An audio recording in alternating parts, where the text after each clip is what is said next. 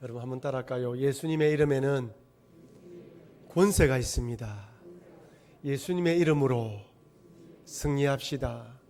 우리가 다 예수님 믿는 사람들입니다.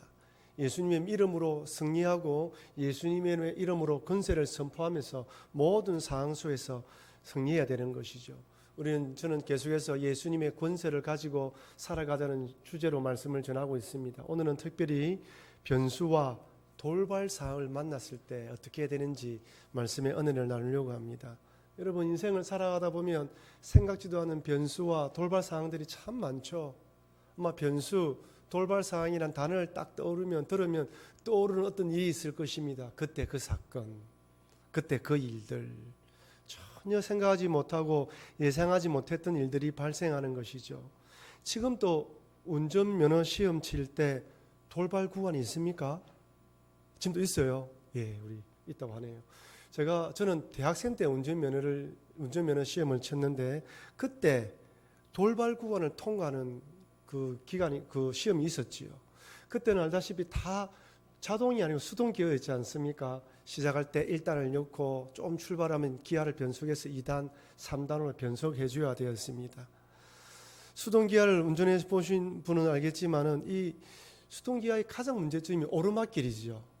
오르막길에서 딱 멈춰 섰다가 다시 1단 넣고 올라갈 때 발을 빨리 바꿔야지만 뒤로 밀리지도 않고 시동이 꺼지지도 않습니다. 특히 부산에는 평지보다 오르막길이 많지 않습니까? 그래서 운전하려면 이 부분을 잘 하지 않으면 안 되는 것이죠. 저도 운전 시험을 칠 때, 대학생 때 시험 칠 때 지금 생각해 보니까 돌발 구간이 있었는데 이렇게 조그만 언덕길을 만들어 놓고 오르막길을 하겠죠. 오르막길을 만들어 놓고 딱 정상에 도착할 즈음에 불이 딱 들어오면 멈춰서야 합니다. 멈춰서고 불이 꺼지면 그 구간을 잽싸게 1단을 넣고 넘어가야 되는데 기아를 조작을 잘못하든지 아니면 시동이 꺼지든지 제 시간에 통과하지 못하면 탈락하는 것이죠. 제가 시험 칠 때 이 구간에서 탈락하는 사람이 참 많았던 것 같습니다. 사실 운전하다 보면 변수와 돌발상을 얼마나 많이 만났는지 모릅니다. 갑작스럽게 끼어드는 차들도 있고요. 그래서 항상 긴장하면서 운전해야 되는 것이죠. 우리 교회 한 장로님도 본인 차로 고속도로를 달리고 있는데 본네트가 들려서 이 본네트가 날아갔다고 합니다. 얼마나 놀란 일입니까? 그런데 감사한 것은 이 본네트가 전면 유리를 쳤으면 큰 사고로 이어질 것인데 이 본네트가 차 뒤로 넘어가면서 감사하고, 두 번째는 따라오는 차가 없어서 사고가 일어나지 않았다고 합니다. 얼마나 감사한 일이죠. 여러분 운전하다가 본네트가 날아갈 것이라 생각을 했습니까? 제 동기 목사님은 청년회 담당을 하다가 청년회 회원들과 봉고차를 몰고 고속도로를 달려가고 있는데 대구를 지나고 구미쯤에는 이렇게 커브가 있어서 속도를 조금 줄인다고 하더라고요. 그 구간에 조금 속도를 줄이고 달리고 있는데 앞 타이어가 펑크가 난 거예요. 그럼 고속도로에서 펑크가 났으니까 차가 완전히 전복되고 이렇게 굴른 것이죠. 감사한 것은 저 뒤에서 오는 차가 안전거리를 유지하고 왔고, 그리고 그 차가 비상 깜빡이를 켜면서 천천히 오면서 그 뒤에 따라온 차들이 천천히 오면서 2차 추돌이 일어나지 않았다고 합니다. 사고 나면서 청년 중에 뼈가 부러진 청년이 있었는데 심각한 중상을 입은 사람은 없었다고 합니다. 정말 감사한 일이죠. 인생을 살아가다 보면 언제든지 이런 변수와 돌발 상황을 만날 수가 있습니다. 아무리 철저히 계획하고 준비하고 만반의 태세를 갖추어도 전혀 생각하지 못한 일이 발생하는 것이죠. 내 힘으로 어떻게 해볼 수 없는 불가항력적인 일이 일어나고, 또한 정말 믿었던 사람, 의지했던 사람의 돌발적인 행동으로 큰 어려움을 겪기도 합니다. 이것이 인생입니다. 여러분 앞으로도 이런 돌발상을 많이 만날 겁니다. 하지만 이런 일을 만나게 되면 하나님께서 좀 미연에 방지해 주시면 좋았을 텐데 라는 섭섭한 생각이 찾아와요. 항상 사단 마귀는 어려움을 당하게 되면 우리 마음속에 하나님이 너를 도와주지 않았잖아. 하나님이 너를 사랑한다고 하지만 이때 너를 지켜주지 않았잖아. 이런 섭섭한 마음을 가지고 또한 부정적인 생각을 가지게 만드는 것이죠. 하지만 여러분 이때라도 하나님을 원망하면 안 됩니다. 비록 힘들지만 일어난 상황을 그대로 받아들이고 사단 마귀가 나를 하나님으로부터 멀어지게 만들려고 하는구나, 시험거리로 만드는구나 생각하며 나사렛 예수 그리스도 이름으로 나를 시험되게 만드는 것들아 떠나갈지어다 라고 쫓아내야 되는 거예요. 계속해서 선포하지 않으면 언제든지 넘어질 수 있습니다.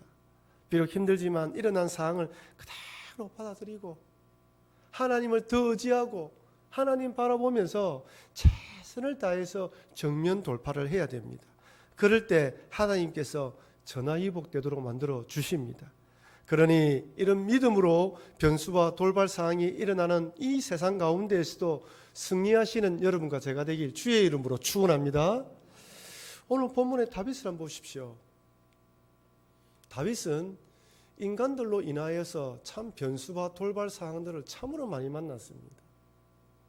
다윗이 골리앗과 전쟁을 벌릴 때 하나님을 모독하는 저 골리앗은 하나님의 이름으로 단죄해야 된다는 생각을 가지고 이스라엘 군대를 위하여 하나님 나라를 위하여 골리앗과 싸워서 이겼습니다.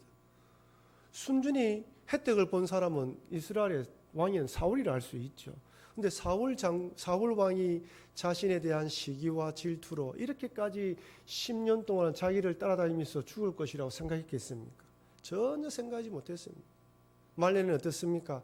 아들 압살롬이 자기의 부하들과 함께 한통속이 되어 반란을 일으키지 않습니까? 믿었던 아들, 자기를 따랐던 부하 장수들이 압살롬에게 동조해서 자기의 목을 쳤던 것이죠. 사실 그때 다윗이 조금만 늦었으면 거의 죽을 뻔했습니다. 그리고 오늘 본문의 군대 장관인 요압이 2번씩이나 돌발 행동을 함으로 큰 어려움에 처합니다. 하지만 다윗은 이런 상황을 만났을 때 하나님을 원망하지 않습니다. 자신이 할 수 있는 최선의 방법으로 돌파했다는 것을 볼 수가 있습니다. 오늘 본문을 보면 북이스라엘의 군대 장관인 아브넬이 남유다의 군대 장관인 요압에 의해서 살해당합니다. 북이스라엘 군대 장관이 누구라고요? 아브넬. 남유다의 장관은 요압입니다. 오늘 본문의 내용을 좀 잘 알기 위해서 역사적인 사실을 좀 살펴보면 사울 왕과 요나단이 블레셋 전쟁에서 전사합니다. 전쟁으로 딱 끝나고 난 뒤에 죽고 난 뒤에 이스라엘은 두 쪽의 나라로 나눠지는 것이죠. 남유다 지파를 중심으로 한 다윗과 나머지 지파들이 중심이 되었습니다. 북이스라엘에서는 사울 왕의 아들인 이스보셋이 왕이 되고 그 밑에 군대 장관이 누구라고요? 아브넬이죠. 근데 왕이 이스보셋이지만 실제적인 권세는 누가 쥐고 있다? 아브넬이 쥐고 있었습니다. 이스보셋은 꼭두가시 왕에 불과했던 것이죠. 아마 제가 생각하기로는 아브넬이 이스보셋을 왕으로 세우고 북이스라엘을 연합하고 난 뒤에 다윗과 싸워서 이겨서 통일 이스라엘이 되면 누가 자기가 왕이 되려는 마음이 있을지 모르겠습니다. 그래서 이 아브넬이 사울 왕의 첩이라고 할 수 있는 사울 왕의 첩이었던 리스바를 아내로 취합니다. 여러분, 아무리 이스보셋이 꼭두가시 왕에 불과하지만 자기 아버지의 첩인데 그것을 군대 장관이 아내로 취한다는 것은 무슨 말입니까? 내가 왕이 되겠다는 것이죠. 너는 무시한다는 것이면 누가 보아도 이것은 참 안 되는 일이죠. 이스보셋이 화를 내면서 아브넬을 책망합니다. 그러자 아브넬이 적반하장격으로 내가 무엇을 잘못했냐 라면서 오히려 이스보셋과 등을 치게 됩니다. 그 당시만 하더라도 북이스라엘이 점점 힘이 약해지고 다윗은 점점 강해지고 있었거든요. 그쯤에 아브넬이 생각을 하면서 가만 보니까 전세가 다윗 쪽으로 기울는 걸 보고 차라리 다윗에게 항복을 해서 다윗이 왕이 되고 나면 그 밑에 장관이 되는 것이 좋겠다라고 생각하고 다윗에게 항복 제안을 합니다. 그래서 다윗은 이 아브넬의 제안을 받아들이고 그 다음에 항복할 수 있는 모든 조건에 대한 조건들을 따져보면서 회담을 성사시키고 그 회담이 잘 성사되고 아브넬은 헤브론에서 떠났습니다. 그리고 오늘 본문의 내용이 사건이 일어납니다. 지금 잘 따라오고 계시죠? 잘 따라오고 계시죠? 생각지도 않은 변수가 발생한 것이죠. 그것은 바로 요압 장군입니다. 사무엘하 3장 22절을 같이 읽겠습니다. 다윗의 신복들과 요압이 적군이 지고 크게 노력한 물건을 가지고 돌아오니 아브넬은 이미 보냄을 받아 평안히 갔고 다윗과 함께 헤브론에 있지 아니한 때라. 이렇게 세담이 성사될 때 다윗의 군대 장관인 요압은 다윗의 지시를 받고 작전을 수행하고 있었습니다. 제가 생각하기로는 아브넬과 협상을 하기 위해서 요압을 좀 보냈던 것 같아요. 왜냐하면 요압의 동생 아사헬이 아브넬과 전투를 치르다가 아브넬 손에 의해서 죽게 되거든요. 그러니까 요압은 아브넬에 대해서 원수, 적대적인 관계를 가지고 있었습니다. 그러니 요압 장군이 그 현장에 있다가는 이 아브넬과의 회담이 잘 성사되지 않을 것이라 생각하고 요압을 멀리 보낸 거예요. 근데 문제는 생각 외로 요압이 빨리 작전을 수행하고 돌아온 것입니다.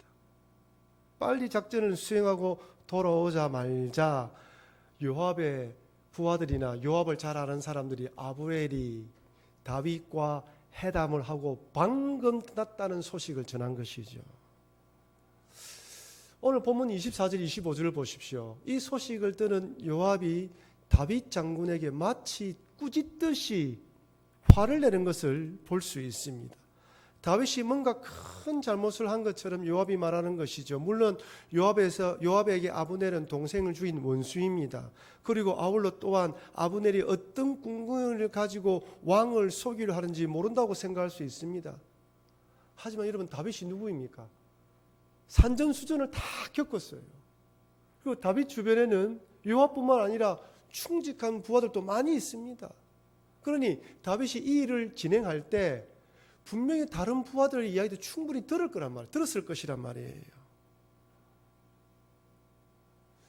분명히 들었을 것인데 요압은 자기 개인적인 원한에 사무쳐서 다윗 왕에게 왜 아브넬에게 협상을 했느냐고 다짜고짜 화를 내면서 꾸짖는 것처럼 보입니다. 그리고 사람을 보내어 아브넬을 다시 데려오게 하고 난 뒤에 살해합니다. 사무엘하 3장 27절 같이 읽겠습니다. 아브넬이 헤브론으로 돌아오매 요압이 더불어 조용히 말하는 듯이 그를 데리고 문 안으로 들어가 거기서 배를 찔러 죽이니 이는 자기의 동생 아사엘의 피로 말미암이더라. 여러분, 다윗 입장에서는 전혀 생각하지 않았던 변수와 돌발 상황이 생긴 것이죠. 회담을 마치고 잘 돌아갔는데 나중에 아브넬이 요압에 의해서 살해되었습니다. 이젠 더 이상 전쟁을 하지 않고 평화롭게 통일될 것이라 생각했는데 평화는 물 건너간 꼴이 된 것이죠. 북이스라엘 입장에서는 자기 마음대로 항복하러 간 아브넬도 마음에 들지 않지만 이런 식으로 암살당했다면 북이스라엘이 똘똘 뭉칠 수 있습니다. 다윗이 겉으로는 평화의 제스처를 취하지만 나중에는 어떻게 한다고요? 보복하는 사람이다. 차라리 항복해서 죽기보다는 우리끼리 똘똘 뭉쳐서 다윗을 이기자라고 힘을 더 쏟을 수 있는 거예요. 정말 다윗 입장에서는 절체절명의 위기의 순간입니다. 그런데 여러분, 요압의 이런 악행은 이번 한 번으로 끝나는 것이 아닙니다. 시간이 많이 흘러 다윗의 아들인 압살론이 반란을 일으킵니다. 이때 요압 장군은 다윗 편에 섰지만 다른 장군인 아마사는 압살론의 편에 서서 군대 장관이 됩니다. 이제는 바뀌었죠. 아마사입니다. 결국 압살론의 죽음으로 반란이 끝이 나는데 이 압살론의 반란을 저지하고 반란을 막은 충신이 누구입니까? 바로 요압 장군이에요. 요압이 압살론을 죽이면서 전쟁이 끝이 나요. 그런데 이제부터 문제입니다. 이 반란을 수습하기 위해서 다윗의 마음속에 무슨 마음이 들었냐면 그래도 내 편을 들어줘야 할 지파가 필요하다. 그래서 유다 지파와 아마사를 조건 없이 용서하고 아마사는 지휘관으로 임명합니다. 다윗 입장에서는 그냥 그들을 처벌해버리면 자기를 따르는 사람들이 기반이 전혀 없기 때문에 그들을 마저라도 좀 내 편으로 만들려고 했던 것이죠. 충분히 이해가 되죠. 그런데 이것을 못마땅하게 생각한 요압이 아마사를 살해합니다. 사무엘하 20장 9절 10절 같이 읽겠습니다. 요압이 아마사에게 이르되 내 형은 평안하냐 하며 오른손으로 아마사의 수염을 잡고 그와 입을 맞추려는 처음에 아마사가 요압의 손에 있는 칼을 주의하지 아니한지라 요압이 칼로 그의 배를 찌르며 그의 창자가 땅에 설하지니 그를 다시 치지 아니하여도 죽으니라. 요압과 아마사는 친척 관계입니다. 아마사 입장에서는 다윗 왕이 자기를 용서했기에 안심하고 요압을 맞이한 것이죠. 방심했습니다. 요압은 평화의 미소를 띄우면서 아마사를 칼로 찔러 죽입니다. 오늘 본문에 아브넬을 죽였던 것처럼 똑같이 칼로 죽였던 것이죠. 다윗은 지금 유다 지파를 조건 없이 받아들이고 아마사를 임명함으로써 화해의 제스처를 취했는데 유다 지파 입장에서는 다윗이 앞에서는 용서하면서 뒤에서는 보복하는구나. 지금 똑같은 입장이 되어버렸어요. 그렇다면 여러분, 왜 요압이 아마사를 죽였을까요? 두 가지 이유가 있습니다. 첫째는 반란자는 또다시 반란을 일으킨다. 그래서 반란한 자는 반드시 제거함으로 본을 삼아야 한다고 생각했을 수도 있습니다. 두 번째는 뭐겠습니까? 아마사가 주의관이 되고 성과를 올리면 어떻게 됩니까? 자기와는 경쟁관계가 돼요. 정적이 됩니다. 제가 생각에는 두 번째 요인 때문에 아마사를 살해한 것 같아요. 어쨌든 요압은 북이스라엘의 아브넬 장군을 개인적인 사적 원한으로 살해하고, 두 번째는 개인의 야망 때문에 아마사를 죽여버립니다. 정말 다윗에게 요압은 충성스러운 부하였지만 그러나 한편으로는 어떻습니까? 골치 아픈 사람이었습니다.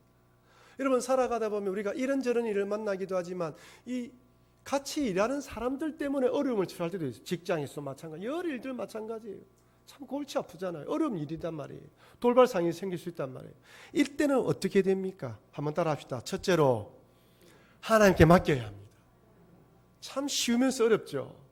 여러분, 다윗이 요압에 대해서 이렇게 고백합니다. 사무엘하 3장 39절 같이 읽겠습니다.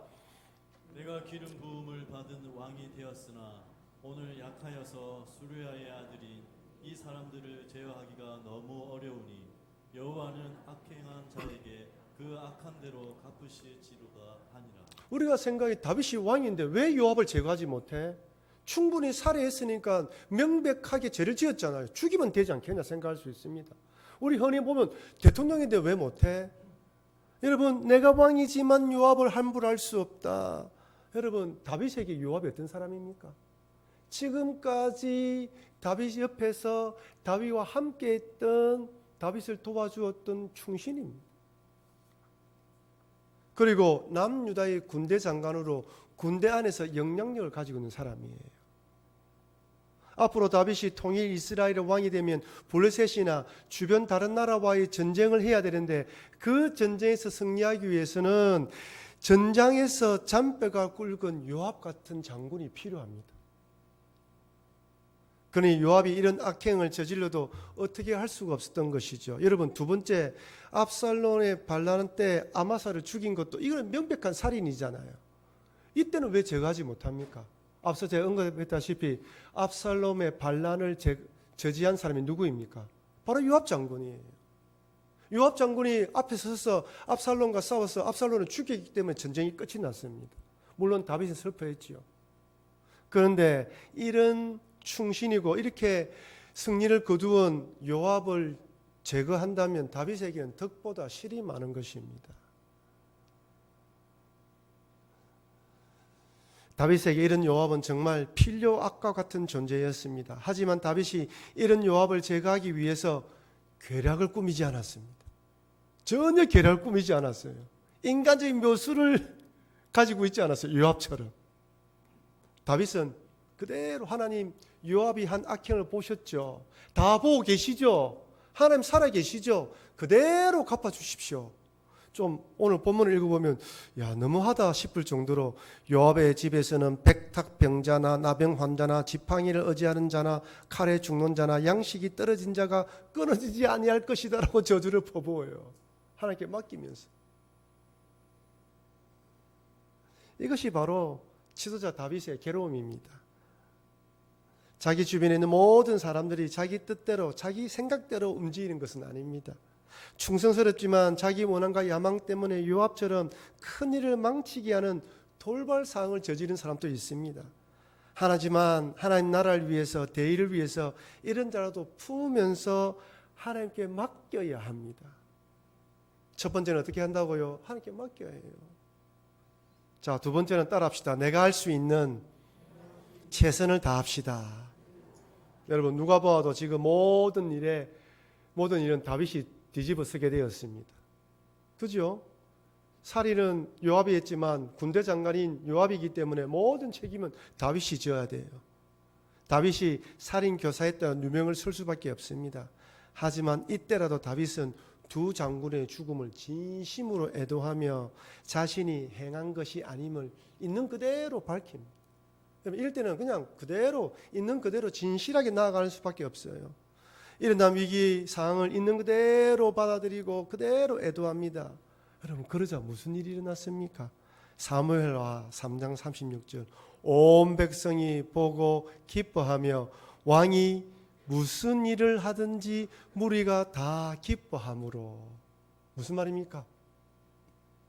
다윗의 진심을 알았습니까? 몰랐습니까? 다윗의 진심을 알았다는 거예요. 온 백성이 보고 기뻐하였다. 온 백성이 다윗의 진심을 알았다. 여러분, 한번 생각해 보십시오. 사람에 대해서 한번 의심하거나 부정적으로 생각하고 나쁜 쪽으로 생각하게 되면 그 다음부터 절대로 믿지 않습니다. 아무리 진실을 말하고 결백하다고 주장할지라도 의심하는 것이 사람입니다. 그런데 어떻게 백성들이 다윗을 이렇게 믿을 수가 있었을까요? 하나님 도와주셨기 때문입니다. 하나님이 사람들의 마음을 움직이게 만들어주시고 다윗의 진심을 받아들이고 만들어 주었던 거예요. 위기와 이런 어려운 상황이 있었지만 다윗이 진심으로 나아가자 하나님이 오히려 이것을 전화위복 만들어 주셔서 다윗을 터지하게 만들어 주었던 것이죠. 하나님은 변수와 돌발 상황 가운데 다윗이 할 수 있는 최선의 것으로 정면 돌파하자 전화위복하도록 만들어 주셨습니다. 사랑하는 성도 여러분, 우리 인생에는 언제든지 변수와 돌발 상황들이 찾아올 수 있습니다. 이런저런 사건과 사고를 당하기도 하고 생각지도 않았던 일들이 찾아오기도 합니다. 또한 변수 같은 사람으로 곤란에 빠지기도 하는 것이죠. 오늘 본문의 요압은 정말 다윗에게 필요한 존재였지만 다윗을 힘들게 하는 사람이었습니다. 개인적인 원한과 야망 때문에 정말 다윗을 큰 어려움에 처하게 만들었죠. 우리도 이 땅에 살아가다 보면 언제든지 이런 사람 때문에 어려움과 힘든 일을 만날 때가 있습니다. 다양한 일들을 만나는 것이죠. 하지만 이때라도 여러분, 하나님 원망하지 마시고 오히려 하나님을 더 의지하시고 하나님께 맡기시기를 바랍니다. 그리고 내가 할 수 있는 최선의 방법으로 정직하게 달려갈 때 하나님이 이 모든 일들을 전화위복으로 만들어 주실 것입니다. 이런 믿음으로 변수와 돌발 상황이 많은 세상 가운데서도 승리하시는 여러분과 제가 되길 주의 이름으로 축원합니다.